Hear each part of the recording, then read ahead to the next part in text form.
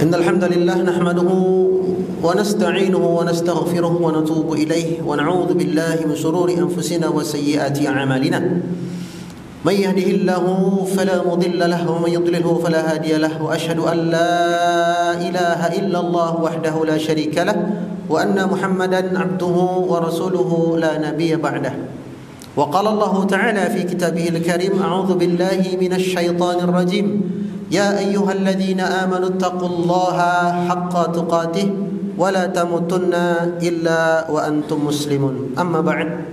Sesungguhnya sebenar-benar ucapan adalah firman Allah Subhanahu wa taala dan sebaik-baik teladan adalah teladan yang telah dicontohkan oleh baginda Rasulullah sallallahu alaihi wasallam.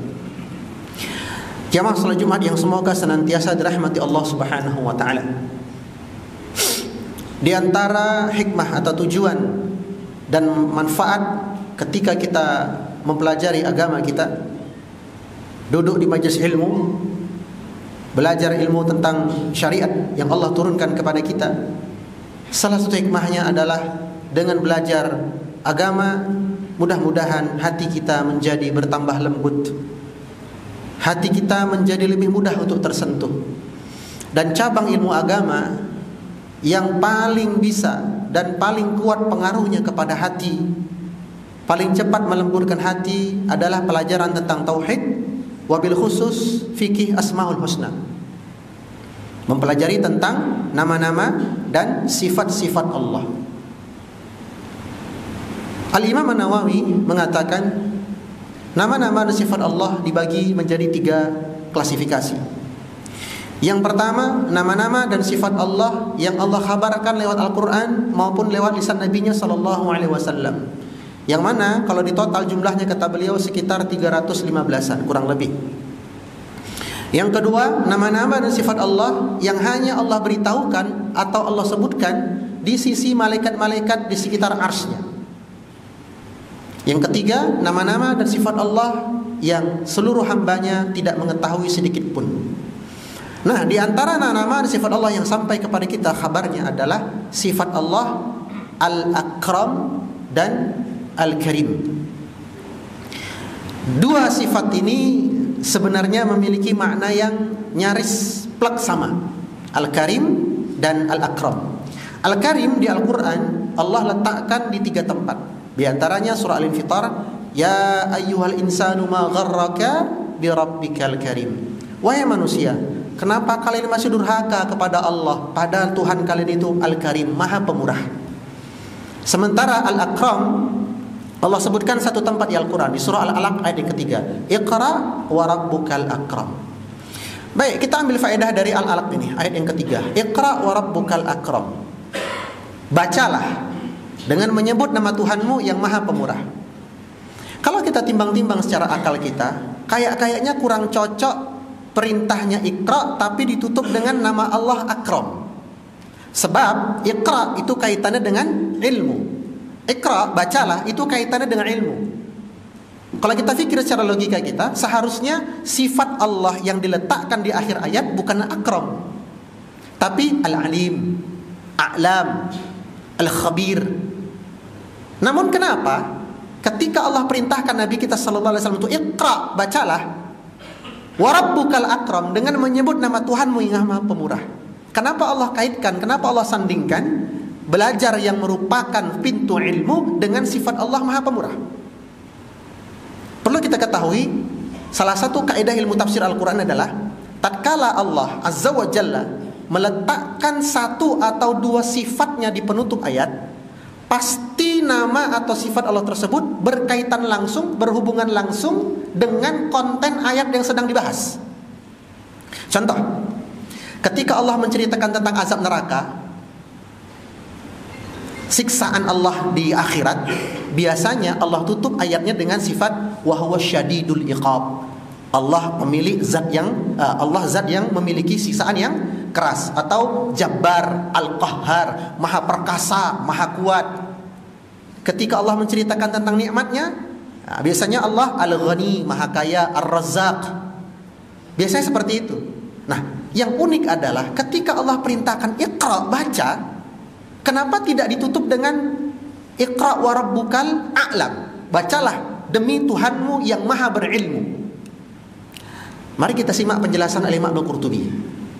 Dalam tafsir beliau menjelaskan, ketika Nabi kita sallallahu alaihi wasallam bertahannus dan beruzlah di Gua Hira sendiri, gelap, malam-malam, nobody else, tidak ada orang lain, hanya beliau di dalam Gua Hira tersebut. Lalu tiba-tiba ada yang mendekap beliau dari belakang dengan dekapan yang sangat keras, sehingga sesaklah dada beliau, beliau sulit bernafas. Dan ternyata itu adalah Jibril. Lalu Jibril berkata, "Ya Muhammad, iqra." Wahai Muhammad, bacalah. Baca. Nabi sallallahu alaihi wasallam berkata apa? "Ma ana biqari." Saya tidak bisa baca tulis. Kok malah disuruh baca? Saya nggak bisa baca tulis. Kenapa disuruh baca? Dilepas sama Jibril. Ketika Nabi kita sudah bisa bernafas, didekap lagi. "Iqra ya Muhammad." Bacalah wahai Muhammad. Lagi-lagi beliau berkata apa? "Ma ana biqari," sampai 3 kali. Lalu Nabi ketakutan, cepat-cepat turun dari Gua Hira. Nah, ketika menceritakan kisah ini, Al-Imam Al-Qurtubi dalam tafsir beliau mengatakan, tentu penjelasannya panjang kalau kita mau rinci, singkatnya adalah Nabi kita buta huruf, tidak bisa baca, tidak bisa tulis. Tentu orang yang tidak bisa membaca dan tidak bisa menulis, kok disuruh baca, tentu bingung, galau, gelisah, khawatir. Makanya ayat tadi Allah tutup bukan dengan a'lam, tapi dengan akram. Rabbmu maha pemurah. Meskipun engkau wahai Muhammad tidak bisa membaca, tidak bisa menulis, akan tetapi Rabbmu maha pemurah. Dengan kemurahannya Rabbmu Allah akan memberikan dirimu pemahaman tentang agama, meskipun engkau tidak bisa membaca dan tidak bisa menulis. Luar biasa penjelasan para ulama.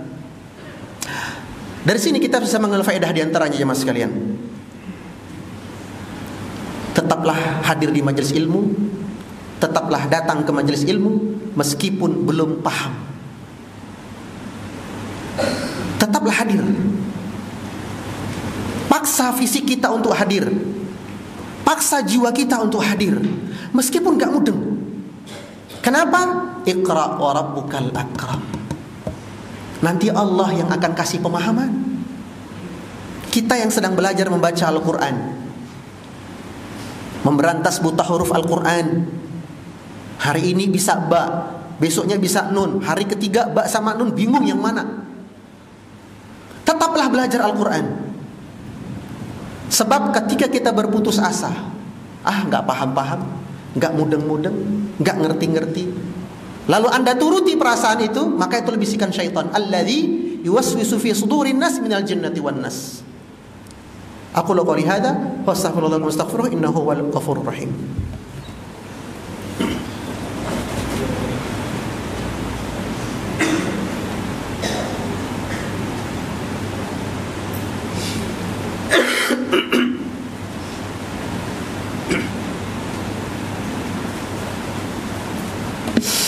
Alhamdulillah hamdan katsiran tayyiban mubarakan fihi kama yuhibbu rabbuna wa yarda, wa asyhadu an la ilaha illallah wahdahu la syarika lahu wa anna Muhammadan abduhu wa rasuluhu la nabiyya ba'dah. Jemaah sekalian, kita ambil faedah yang lain dari ayat tersebut, Iqra wa rabbukal akram. Satu ayat saja, tapi mudah-mudahan pelajarannya bisa kita serap lalu bisa kita amalkan. Tadi saya contohkan apa? Belajar agama atau belajar kuliah, walaupun belum paham, hadirlah. Faedah yang lain dalam hal bekerja. Tetaplah bekerja, tetaplah mencari nafkah, tetaplah berjuang mencari ma'isyah, meskipun yang kita dapatkan hari itu tidak sesuai dengan ekspektasi dan harapan kita. Sebab yang Allah tugaskan kepada kita adalah bekerja. Adapun hasilnya di tangan Allah Azza wa Jalla. Ada pepatah Jawa mengatakan, sing penting obah mesti mamah.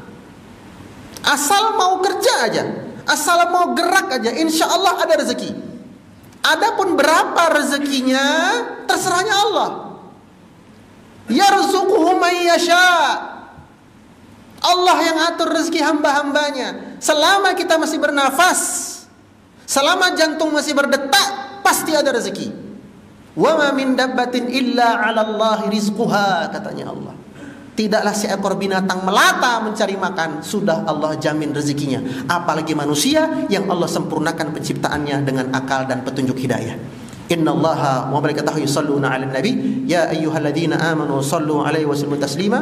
Allahumma ighfir lil muslimina wal muslimat wal mu'minin wal mu'minat al ahya'i minhum wal amwat birahmatika ya arhamar rahimin. Rabbana ighfir lana dhunubana wa liwalidayna warhamhuma ya Allah warhamhuma ya Allah kama rabbayana shighara. Allahumma la sahla illa ma ja'altahu sahla wa anta taj'alu hazna idza syi'ta sahla. Allahumma barik lana fi ahlina, Allahumma barik lana fi buyutina, Allahumma barik lana fi ma'ishatina, Allahumma barik lana fi kulli umurina. Rabbana atina fid dunya hasanah wa fil akhirati hasanah wa qina adzaban nar. Wa sallallahu ala nabiyyina Muhammad walhamdulillahi rabbil alamin. Aqimus salah.